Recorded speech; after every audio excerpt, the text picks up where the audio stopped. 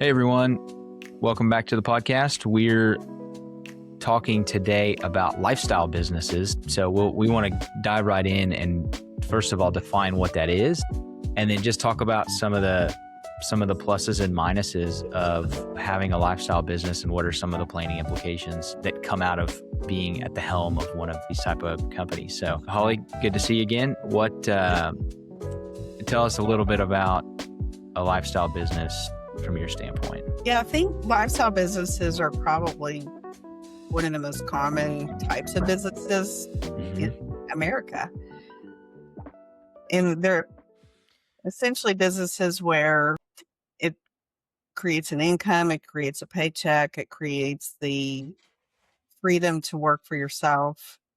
But it's not necessarily a business that you're going to grow to sell someday. And a lot of times it may be something in a technical trade, and it could be a service business or it could be, physical business. For example, you could have a marketing company or a PR business or some other type of service company where you are the business, or it could be a trades related thing where someone is doing plumbing services, electrical services, construction related services, but not necessarily growing the business to the point where the business is not us. Yeah. I think one of the key characteristics is the business really revolves around the owner who typically started it. And that person is the content area expert, and the people around that person support them in that mission. So a lot of times I think about it in terms of like a general contractor, home builder. Their value is really in their relationships and their ability to coordinate. And yeah, you can break out of that and become a more of a business general contractor with a name that can live on. But I just think about that. I just use that as an example a lot of times when I think about what a lifestyle business looks like. So anyway, anything else you want to add to that definition? Yeah, I think you keyed in on relationships, and that is a big element. It's when a lot of times the owner feels like I'm the one with the relationship with the customer or the client. Yeah.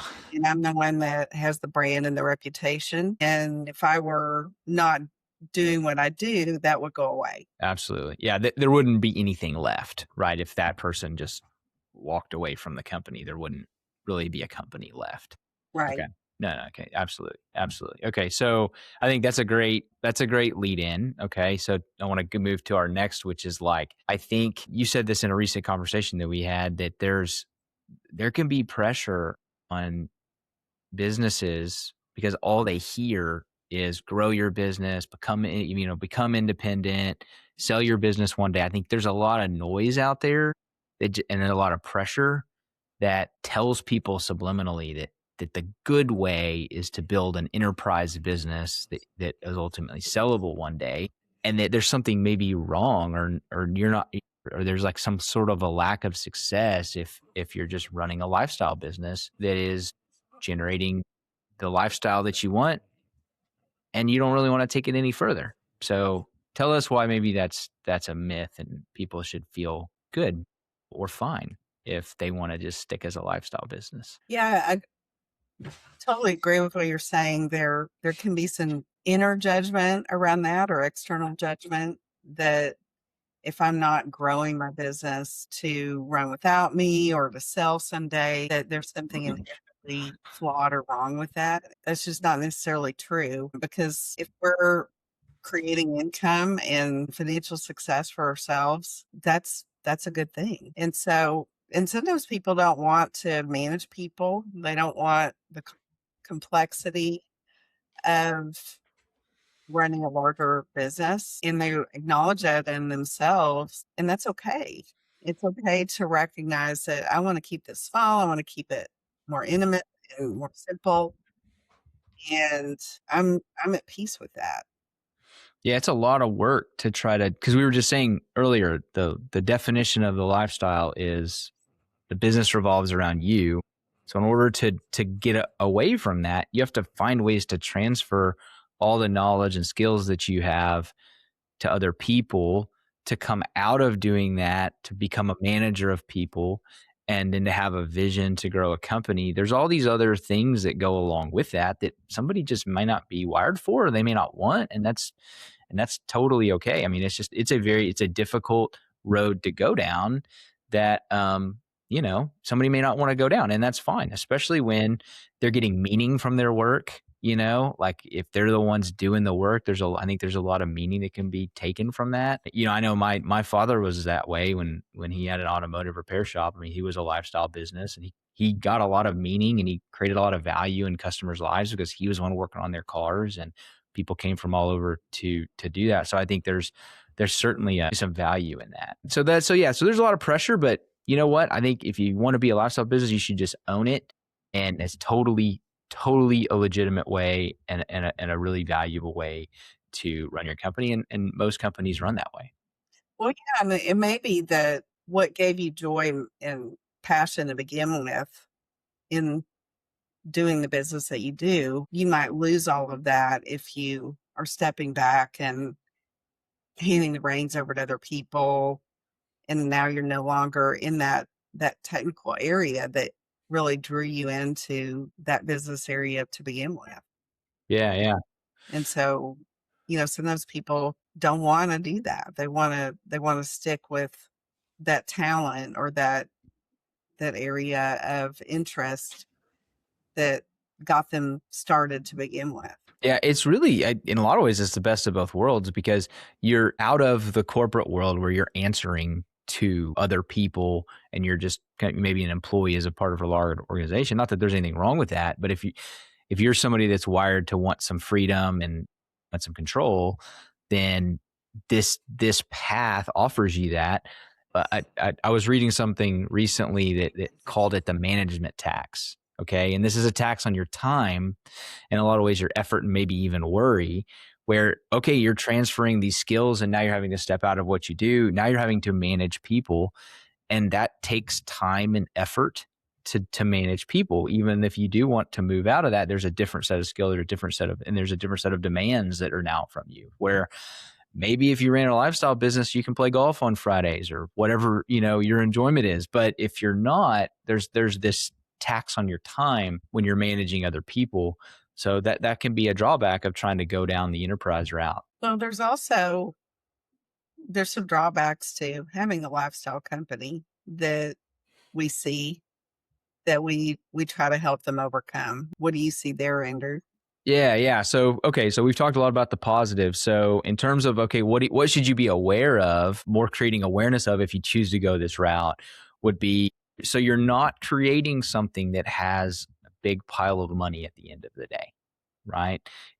You're not building something. It may have some sellable value. I'm not saying it may not have any, but you're not going to receive the multiples that somebody that runs a, growth oriented company uh, or an enterprise company might receive. So so that knowledge really should drive some of the planning things that you do personally. And in a lot of ways, how we would recommend clients go about their financial planning and saving and investing for their future and financial freedom, retirement, whatever, however you want to phrase it, is going to look a lot more traditional from like somebody that just has a job. Like we need to be very cognizant of your spending versus savings to make sure that you're saving enough so that you can exit the company even if it has very little value. You have enough personal wealth where you're now financially independent.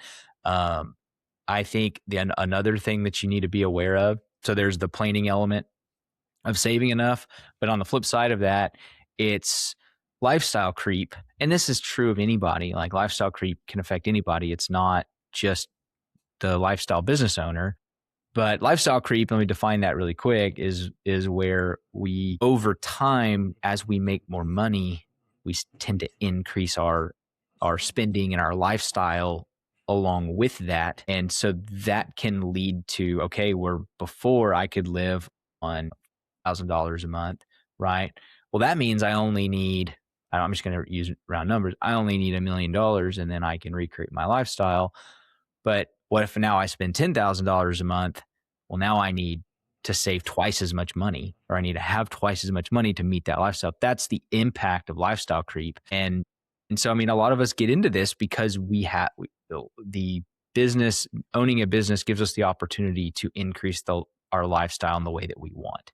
Okay. We have some control over how much money we make and how little money we make. We can dial it back and spend personal capital versus like go out and just work all the time. Like this kind of business offers us that kind of freedom, but we just have to be aware of the spending creeping up, because that really affects how much you're going to need to save at the end of the day, versus if you had an enterprise business and you had the same behavior, you might get bailed out by your lump sum of money at the end of the day. So it's just super important to do the planning and save enough outside of the company, um, like you weren't going to receive anything at the end of the day.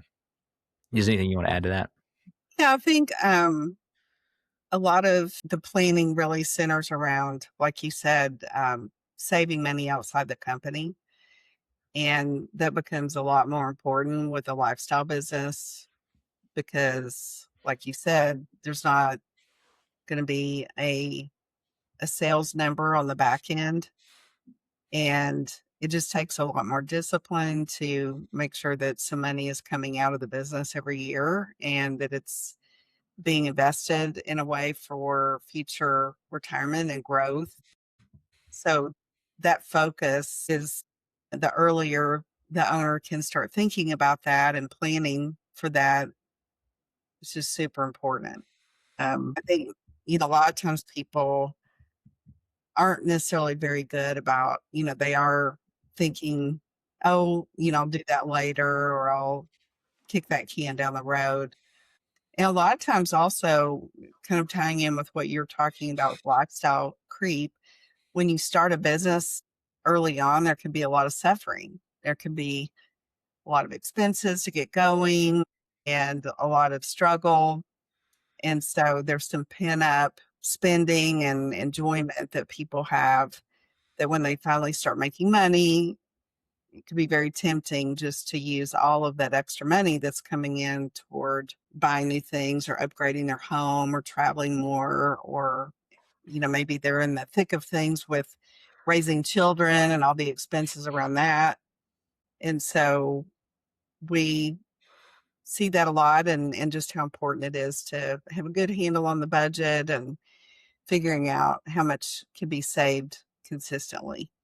Yeah, absolutely. No, I think you're spot on there. On and then I think one thing that can exacerbate this very thing is just our own personal physical limitations. Like, if we're talking about a lot of lifestyle businesses, you have an owner operator. It's not always the case, but you see that often. And if there's some kind of physical element to the job, your health and your physical well-being can be a barrier to continuing to work in the business. So it may be good planning to, even though you don't want to go the full route, at least have duplicated yourself in some way, or maybe you do step out and have some managerial duties where the business can run, somewhat without your physical labor as a part of it. So there's certainly some wisdom in trying to do some planning around that. And then it also just exacerbates the point of having the right amount of savings that you're putting aside, because we may not, because of our physical limitations, we may have to retire before we really want to because of that. And I think that that's something that a lot of people don't realize, is that most people retire before they want to. And people say they want to retire at 65 or 66 or 67, and they end up retiring closer to 62, is what the statistics show, because of this very thing. It's not because of their choice, it's because of physical limitations. And then but you have immuned yourself a little bit to one of the things, which can be like a downsizing at a job. Those kind of things also force people to retire early. So you've inoculated yourself by being a business owner to that kind of a situation, which is great, but you still have the physical limitations that can also creep up and cause some complaining issues. It's not always just physical either. Sometimes there are just health things that come up, which could be cognitive. impairment or Right. other disabilities that can happen later in life. Could even just be burnout Yeah. and just lead us to a point where we age out of what we're doing for one reason or another. And so it's just very critical that we plan for that and not assume that it's just going to continue indefinitely. Yeah, absolutely. We all feel like we're invincible, right?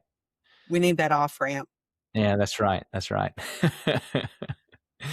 All right, very good. And I would just add one more thing to this. It just as going through our kind of talking about our own mortality and limitations.